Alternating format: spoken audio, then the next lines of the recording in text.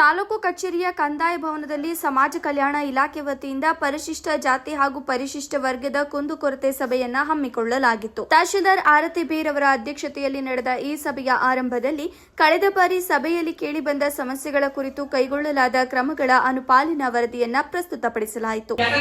ಸಮಸ್ಯೆಗಳಿಗೆ ನೀವು ಕರ್ಕೊಂಡು ಬರ್ತೀರಾ, ಎಷ್ಟೋ ಜನರನ್ನ ಅವ್ರ ಸಮಸ್ಯೆಗಳಿಗೆ ಸ್ಪಂದಿಸ್ತೀರಾ ಅನ್ನೋ ದೃಷ್ಟಿಯಿಂದ ಮತ್ತೆ ನಮ್ಮಲ್ಲಿ ಸಂಘಗಳು ಜಾಸ್ತಿ ಇರೋದ್ರಿಂದ ಯಾರಾದ್ರೂ ಇಬ್ಬರು ಬನ್ನಿ ಅಂತಾನೆ ದಲಿತ ಸಂಘಟನೆಗಳ ಮುಖಂಡರು ಸಭೆಯಲ್ಲಿ ಭಾಗವಹಿಸಿ ಅಂಬೇಡ್ಕರ್ ಭವನ ಹಾಗೂ ಬಾಬು ಜಗಜೀವನ್ ರಾಮ್ ಭವನ ನಿರ್ಮಾಣಕ್ಕಾಗಿ ಸೂಕ್ತ ನಿವೇಶನ ನೀಡುವಂತೆ ಒತ್ತಾಯಿಸಿದರು. ಗ್ರಾಮ ಪಂಚಾಯಿತಿ ಪಿಡಿಒ, ಅರಣ್ಯ ಇಲಾಖೆ ಹಾಗೂ ಜಲಜೀವನ್ ಮಿಷನ್ ಇಲಾಖೆಗಳ ಕಾಮಗಾರಿ ಮತ್ತು ಜವಾಬ್ದಾರಿಗಳ ಬಗ್ಗೆ ಸಭೆಯಲ್ಲಿ ಸುದೀರ್ಘ ಚರ್ಚೆ ನಡೆಯಿತು. ಅದು ಜಂಟಿ ಸರ್ವೆ ಮಾಡಿಸಿ ಅಥವಾ ದಲಿತರಿಗೆ ನ್ಯಾಯ ದೊರಕಿಸಿಕೊಡುವಂತ ಕೆಲಸನ ಏನಾದ್ರೂ ಅರಣ್ಯ ಇಲಾಖೆ ಮಾಡ್ತಾ ಇಲ್ಲ. ಅದರಿಂದ ವೈಫಲ್ಯತೆ ಅರಣ್ಯ ಇಲಾಖೆಯಲ್ಲಿ ವೈಫಲ್ಯತೆ ಆಗಿರುತ್ತೆ. ಮೊನ್ನೆ ಮಾರ್ಶೆಟ್ಟಹಳ್ಳಿಯಲ್ಲಿ ಸ್ಟ್ರೈಕ್ ಮಾಡ್ಕೊಂಡು ಕೂತ್ಕೊಂಡ್ರು. ಮತ್ತೆ ಆಗಲವಾಡಿ ಹೋಗ್ಲಿ ಅದೇ ಇದು ಹ್ಯಾಂಡ್ ಪೋಸ್ಟ್ ಕೈವಾರದ ಅಲ್ಲಿ ಗಲಾಟೆ ಮಾಡೋದು, ಇದು ನಮಗೆ ಬರ್ಬೇಕು, ಇದು ರೆವಿನ್ಯೂ ಲ್ಯಾಂಡ್ ಆದ್ರೂ ನೀವು ಸಾಗುವಳಿ ಕೊಟ್ಟಿರ್ತೀರ, ಪಾಣಿನೂ ಆಗೈತೆ, ಎಲ್ಲದೂ ಆಗೈತೆ, ಅವ್ರು ಹೋಗಿ ಗಲಾಟೆ ಮಾಡೋಂಥದ್ದು ರೈತರನ್ನ ಮಕ್ಕಳೇ ಕೂರಿಸಂತ ಕೆಲಸನ ಅರಣ್ಯ ಇಲಾಖೆ ಮಾಡ್ತೈತೆ. ದಯಮಾಡಿ ಈ ಸಭೆಯಲ್ಲಿ ಅರಣ್ಯ ಇಲಾಖೆಯಲ್ಲಿ ಏನು ಜಂಟಿ ಸರ್ವೆ ಮಾಡಬೇಕು ತಹಶೀಲ್ದಾರ್ ಮುಖಾಂತರ ಅದನ್ನ ಬಗೆಹರಿಸಬೇಕು. ಕಂದಾಯ ಮತ್ತು ಅರಣ್ಯ ಇಲಾಖೆ ಅಧಿಕಾರಿಗಳು ಜಂಟಿ ಸರ್ವೆ ನಡೆಸಿ ಉಳುಮೆ ಮಾಡುತ್ತಿರುವ ರೈತರ ಜಮೀನನ್ನ ಬಿಡಿಸಿಕೊಡಬೇಕೆಂದು ಮುಖಂಡರು ಆಗ್ರಹಿಸಿದ್ರು. ಕೆಲವು ಕಡೆ ಅರಣ್ಯ ಅಧಿಕಾರಿಗಳು ರೈತರನ್ನ ಒಕ್ಕಲೆಬ್ಬಿಸುತ್ತಿದ್ದಾರೆ ಎಂಬ ದೂರುಗಳು ಕೇಳಿಬಂದವು. 4 ತರಹದ ಅರಣ್ಯ ಪ್ರದೇಶಗಳಿದ್ದು ಇದರಲ್ಲಿ ಗ್ರಾಂಟ್ ಮಾಹಿತಿಯನ್ನ ರಾಜ್ಯ ಸರ್ಕಾರಕ್ಕೆ ಕಳುಹಿಸಲಾಗಿದೆ. ರಿಸರ್ವ್ ಫಾರೆಸ್ಟ್ ಹಾಗೂ 2014ರ ಡ್ರೀಮ್ಡ್ ಫಾರೆಸ್ಟ್ ಪ್ರಕರಣಗಳು ಸುಪ್ರೀಂ ಕೋರ್ಟ್ನಲ್ಲಿವೆ.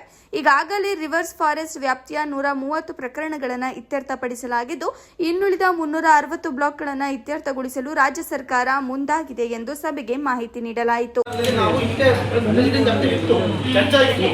ಈ ವಿಚಾರವಾಗಿ ತಾಲೂಕು ನೀವು ಬಂದಿದ್ರಿ, ಮತ್ತೆ ಮಾನ್ಯ ನಮ್ಮ ಶಾಸಕರು ಕೂಡ ಬಂದಿದ್ರು, ಬಂದು ಅಲ್ಲಿ ಸ್ಥಳನ ನೋಡಿದ್ರು. ಮತ್ತೆ ಇವರು ಅರಣ್ಯ ಇಲಾಖೆ ಬಂದಿದ್ರ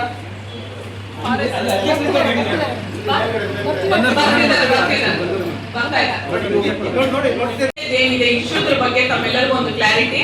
ಈಗಾಗಲೇ ನಾವು ಇದನ್ನ ದುರಸ್ತಿ ಮಾಡುವಾಗಲೇ ಈ ಇಶ್ಯೂನ ಸ್ಟೇಟ್ ರೈಸ್ ಮಾಡಿದ್ವಿ. ಎಷ್ಟೋ ಹಿಂದೆಯಿಂದ ಡೀಮ್ಡ್ ಫಾರೆಸ್ಟ್ ಅಲ್ಲಿ ಗ್ರಾಂಟ್ ಆಗೋಗ್ಬಿಟ್ಟಿದೆ, ಮತ್ತೆ ರಿಸರ್ವ್ ಫಾರೆಸ್ಟ್, ರೆಕಾರ್ಡೆಡ್ ಫಾರೆಸ್ಟ್ ಅಂತ 4 ತರ ಫಾರೆಸ್ಟ್ ಗಳಲ್ಲಿ ಮತ್ತೆ ಫಾರೆಸ್ಟ್ ಲೈನ್ ಏರಿಯಾಸ್ ಅಂತ ಈ 4 ತರದಲ್ಲಿ ಹಿಂದೆಯಿಂದ ಏನ್ ಗ್ರಾಂಟ್ ಆಗಿದೆ ಅಂತ ನಾವು ಮಾಹಿತಿನ ಸ್ಟೇಟ್ ಕೊಟ್ಟಿರೋದ್ರಿಂದ ಈಗಾಗಲೇ ಮತ್ತೆ 2014ರಲ್ಲಿ ಡೀಮ್ಡ್ ಫಾರೆಸ್ಟ್ ಪಟ್ಟಿಯನ್ನ ಸುಪ್ರೀಂ ಕೋರ್ಟ್ ಆಫ್ ಇಂಡಿಯಾಗೆ ನಮ್ಮ ಸರ್ಕಾರ ಸಲ್ಲಿಸಿತ್ತು. ಸೊ ಅದರ ಬಗ್ಗೆ ಈಗ ರಾಜ್ಯ ಸರ್ಕಾರ ಒಂದು CRFL ಅಂತ ಒಂದು ಪೋರ್ಟಲ್ ಮಾಡಿದೆ, consolidated record of forest lands ಅಂತ. ಅದರಲ್ಲಿ ಈಗ ಏನಾಗ್ತಾ ಇದೆ ಅಂದ್ರೆ ಮಾರ್ಶೆಟ್ಟಿಹಳ್ಳಿ ಅವ್ರು ಯಾರಾದ್ರೂ ಇದ್ರೆ ನನ್ನ ಶಾಸಕರ ಹತ್ರನೂ ಹೇಳಿದ್ದೆ. ಈಗ ಫಸ್ಟ್ ಏನ್ ಆಗಿದೆ ಅಂದ್ರೆ first reserve forest complete forest ತರಾನೇ ಇದೆ ಅಂತ ಅದನ್ನ ನಾವು ಈಗಾಗಲೇ 130 ಪ್ರಕರಣ ಕ್ಲಿಯರ್ ಮಾಡಿದೀವಿ, ಅಂದ್ರೆ ತಾಲೂಕ್ ಲೆವೆಲ್ ಕಮಿಟಿಯಲ್ಲಿ. ಅದಾದ್ಮೇಲೆ ರಿಸರ್ವ್ ಫಾರೆಸ್ಟ್ ಅಲ್ಲಿ ಯಾವ್ದಾದ್ರು ನಾವು ಹಿಂದೆ ಗ್ರಾಂಟ್ ಮಾಡಿದೀವಿ ಅಂತ ಅಂದ್ರೆ ಗ್ರಾಂಟ್ ಮಾಡಿದ್ದು 1980ಗಿಂತ ಬಿಫೋರ್ ಗ್ರಾಂಟ್ ಆಗಿ ಅವರ ಕುಟುಂಬಕ್ಕೆ 3 ಎಕರೆಗಿಂತ ಕಡಿಮೆ ಇದನ್ನ ರಿಪೋರ್ಟ್ ಮಾಡಿದ್ರೆ ಡಿಸ್ಟ್ರಿಕ್ಟ್ ಲೆವೆಲ್ ಕಮಿಟಿಯಿಂದ SIT ಒಂದು ಈಗ ತನಿಖೆ ಇದಾಗಿದೆ, ಸ್ಪೆಷಲ್ ಇನ್ವೆಸ್ಟಿಗೇಷನ್ ಟೀಮ್ ಅಂತ. ಸೊ ಆ SIT ಅಲ್ಲಿ ನಾವು ಆಕ್ಷನ್ ತಗೊಂತೀವಿ, ನೀವು ಏನ್ ಲೋವರ್ ಸ್ಟಾಫ್ ಇದ್ದೀರಾ ಅದನ್ನ ಆಸ್ ಇಟ್ ಈಸ್ ರಿಪೋರ್ಟ್ ಮಾಡಿ ಅಂತ ನಮ್ಗೆ ನಿರ್ದೇಶನ ಕೊಟ್ಟಿದ್ದಾರೆ. ಈಗ ನಮ್ಮಲ್ಲಿ ಆಲ್ರೆಡಿ ಈಗ 130 ಪ್ರಕರಣ ನಾವು ಫಸ್ಟ್ ಸ್ಟೇಜ್ ಅಲ್ಲಿ ಏನ್ ಕ್ಲಿಯರ್ ಮಾಡಿದೀವಿ ಅವೆಲ್ಲ ಕಂಪ್ಲೀಟ್ ಏನು ಗ್ರಾಂಟ್ ಆಗಿಲ್ಲ, ರೆಕಾರ್ಡ್ ಪ್ರಕಾರನೂ ಗ್ರಾಂಟ್ ಆಗಿಲ್ಲ, ಮತ್ತೆ ಆಕಾರ ಬಂದು RTC ತಾಳೆ ಇದೆ, ಮತ್ತೆ ನಮ್ದೇನ್ 1905 ಅದಕ್ಕಿಂತ ಮುಂಚೆ ಮಹಾರಾಜರ ಕಾಲದಲ್ಲೇ ರಿಸರ್ವ್ ಫಾರೆಸ್ಟ್ ಅಂತ ಏನ್ ಘೋಷಣೆ ಆಗಿದೆ ಅಂತ ಪ್ರಕರಣಗಳು ನಾವು ತಾಲೂಕು ಸಮಿತಿಯಲ್ಲಿ ಕ್ಲಿಯರ್ ಮಾಡಿದೀವಿ. ಈಗ ಇನ್ನು ನೆಕ್ಸ್ಟ್ ಸ್ಟೇಜ್ ಅಲ್ಲಿ ನಮ್ದು ಟೋಟಲ್ 372 ಬ್ಲಾಕ್ಸ್ ಬರುತ್ತೆ ರಿಸರ್ವ್ ಫಾರೆಸ್ಟ್. ಉಳಿಕೆದ್ರಲ್ಲೆಲ್ಲ ಗ್ರಾಂಟ್ ಆಗಿದೆ RTC ಪ್ರಕಾರ, ಮತ್ತೆ ನಮ್ಮ ಹತ್ರ ಗ್ರಾಂಟ್ ರೆಕಾರ್ಡ್ ಪ್ರಕಾರ. ಸೊ ಈಗ ಅದನ್ನೆಲ್ಲ ಫಾರೆಸ್ಟ್ ಇಲಾಖೆಯವರು RF ಒಂದು ಲಾಗಿನ್ ಇದೆ, DF ಅವ್ರಿಗೆ ಒಂದು ಲಾಗಿನ್ ಇದೆ, DC ಅವ್ರಿಗೆ ಒಂದು ಲಾಗಿನ್ ಕೊಟ್ಟಿದ್ದಾರೆ. ಅದನ್ನ ಈಗ ಯಾವ್ಯಾವ ನಂಬರ್ ಅಲ್ಲಿ ಏನು ಗ್ರಾಂಟ್ ಆಗಿದೆ ಅನ್ನೋದನ್ನೆಲ್ಲ ಎಂಟ್ರಿ ಮಾಡ್ತಾ ಇದೀವಿ. ನಮ್ಮಲ್ಲಿ ಈಗ ಆಲ್ರೆಡಿ ಎಂಟ್ರಿ ಆಲ್ಮೋಸ್ಟ್ 90